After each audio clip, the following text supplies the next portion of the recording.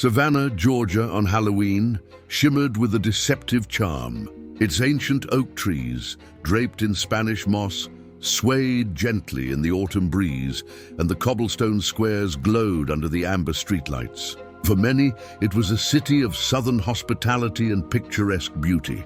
But beneath the surface, Savannah was renowned as one of America's most haunted cities, its history steeped in tales of war, disease, and lingering spirits.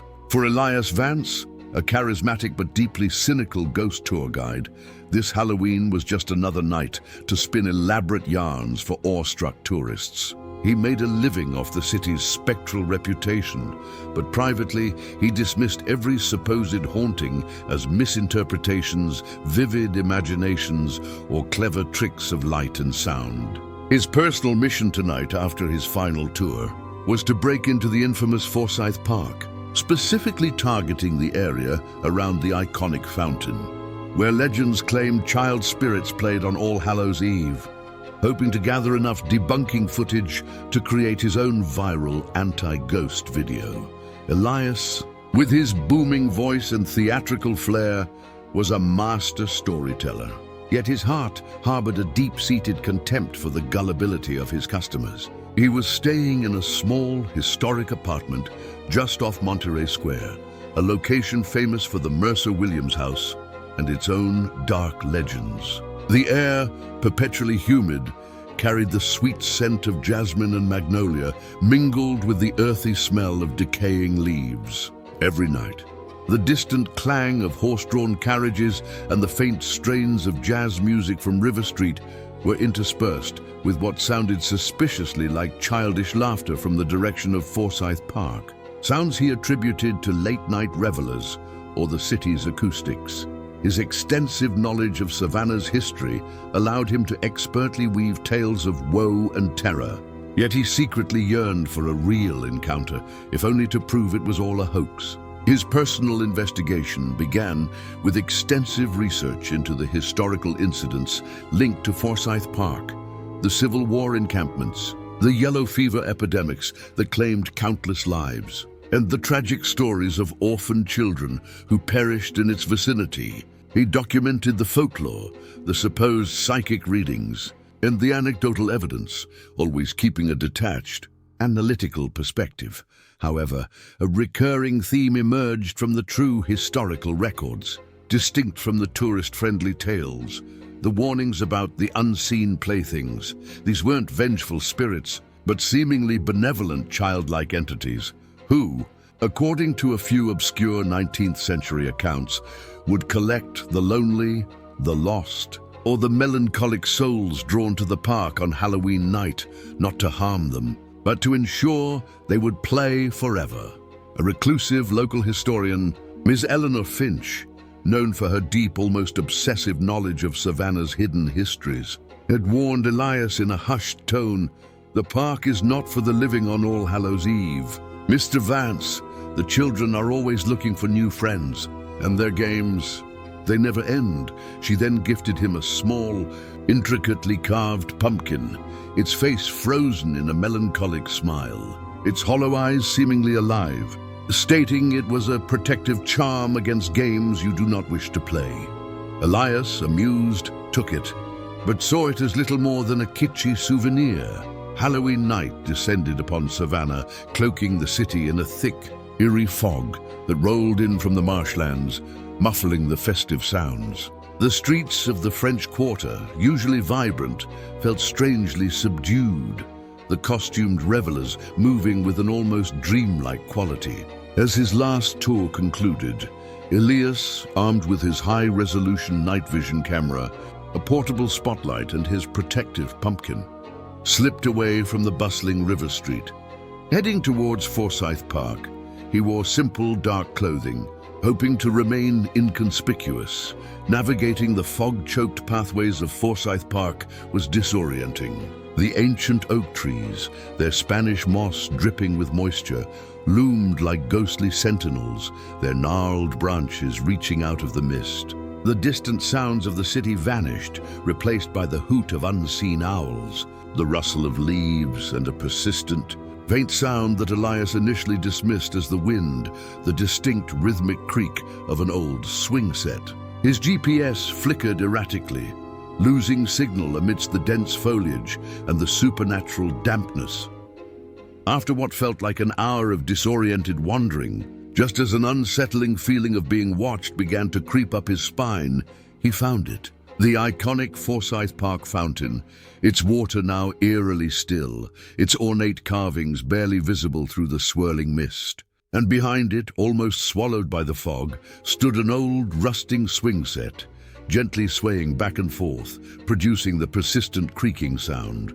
At its base, several ancient, rotting jack-o'-lanterns, their carved faces distorted by time and decay, glowed with a faint internal orange light, their empty eye sockets seemingly watching him.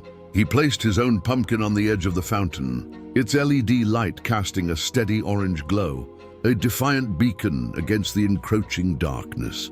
As he set up his camera, a chorus of faint, childish giggles, high-pitched and unsettling, erupted from the surrounding fog. The ground beneath his feet felt strangely soft, as if he were walking on cushions of unseen moss. The air plunged to an icy cold, sucking the warmth from his body. The numerous jack-o'-lanterns scattered around the fountain, which had been glowing faintly, suddenly flared with an intense, malevolent orange light, their carved faces twisting into horrifying, screaming visages as if alive. From the fog, small, ethereal figures began to coalesce. They were indistinct at first, like swirling mist, but slowly, horrifyingly, they began to take the shape of children, dressed in old-fashioned tattered clothing. Their features were gaunt, their eyes hollow pits of despair, yet they radiated an unsettling aura of playful malice. Their presence radiated a profound sense of loneliness, yet a terrifying, possessive joy. These were not vengeful spirits. They were the unseen playthings, and they were here. Elias's cynical facade crumbled. His rational mind reeled. This was real, terrifyingly, impossibly real. Who are you? He stammered, clutching his night vision camera. The child figures did not speak with words. Instead, a series of vivid, disorienting images flooded Elias's mind. A crowded orphanage, the cries of sick children, the relentless spread of yellow fever. He saw children, isolated and alone, playing with phantom friends in the park. He saw himself, a young boy, neglected and forgotten, yearning for companionship, a desire that mirrored the unseen children. He saw the very children before him, not as malicious entities, but as eternally lost souls, forever seeking companions for their endless games. He saw their desperate longing, their innocent cruelty, as they collected new friends from the living, drawing them into their timeless play. The jack-o'-lanterns, he now understood, were not just festive symbols. They were their surrogate faces, their silent, orange glowing witnesses to their eternal game.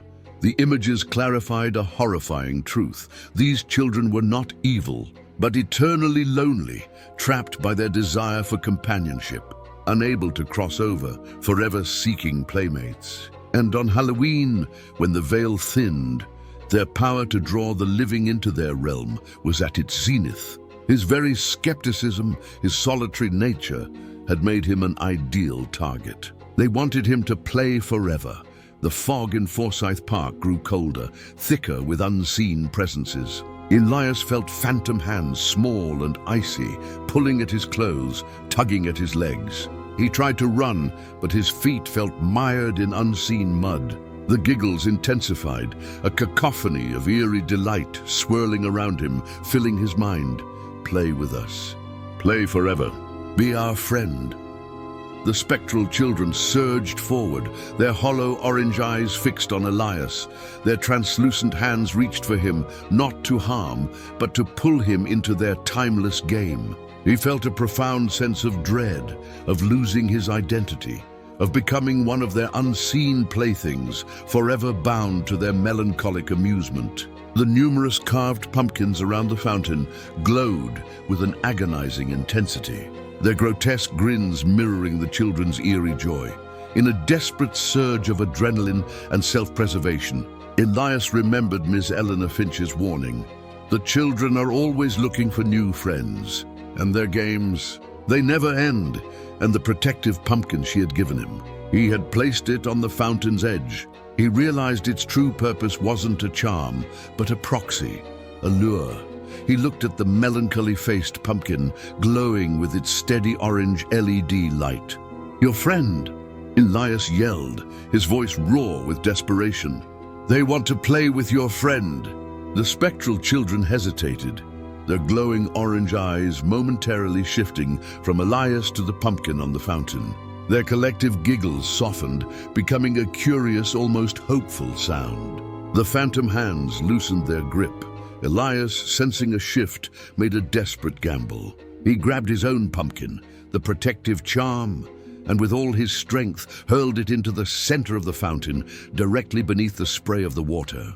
The pumpkin landed with a soft splash, its LED light flickering, then stabilizing, casting a warm, inviting orange glow.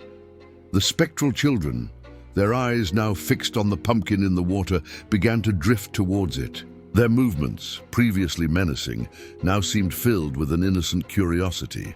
They surrounded the pumpkin, their ethereal forms shimmering with fascination. The intense cold in the park began to recede, replaced by a subtle, almost melancholy warmth. The pervasive giggles softened to a gentle, almost wistful sound, a sound of contentment. Then, one by one, they began to fade. Their ethereal forms dissolved into shimmering golden particles that drifted upwards, through the Spanish moss-draped oak trees, towards the unseen sky, their soft giggles echoing in the mist, finally finding a measure of peace, a game finally concluded. The numerous carved pumpkins around the fountain, their malevolent glow extinguished, now simply provided a warm, ambient orange light, their faces appearing peaceful, almost smiling. Elias collapsed onto the damp grass, gasping for air, shaking uncontrollably. He looked at his night vision camera, still recording. He had faced the impossible and survived. His skepticism was shattered, replaced by a profound conviction in the existence of something beyond the purely material. He found Ms. Eleanor Finch at her shop at dawn, her face pale but knowing. He recounted everything. Miss Finch simply nodded, a sad smile on her face. "They found their friend, Mr. Vance," she whispered. "Their game is over for now." Elias Vance, the cynical ghost tour guide, vanished from Savannah's tourist scene. He never made his debunking video. Instead, he wrote a book, The Unseen Playthings, A Skeptic's Halloween in Forsyth Park, chronicling his terrifying experience, the tragic history of the park's lost children, and the delicate balance between their eternal play and the living.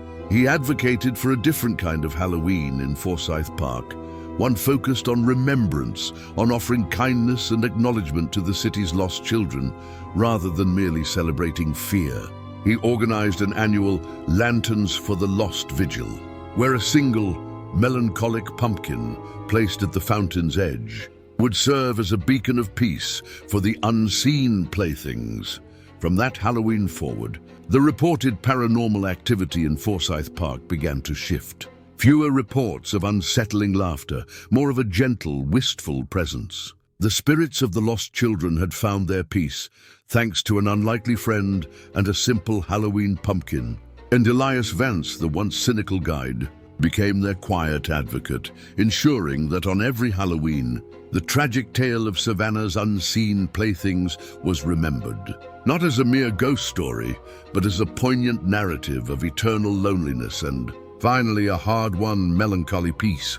The pumpkin in the fountain became a symbol of a game truly ended.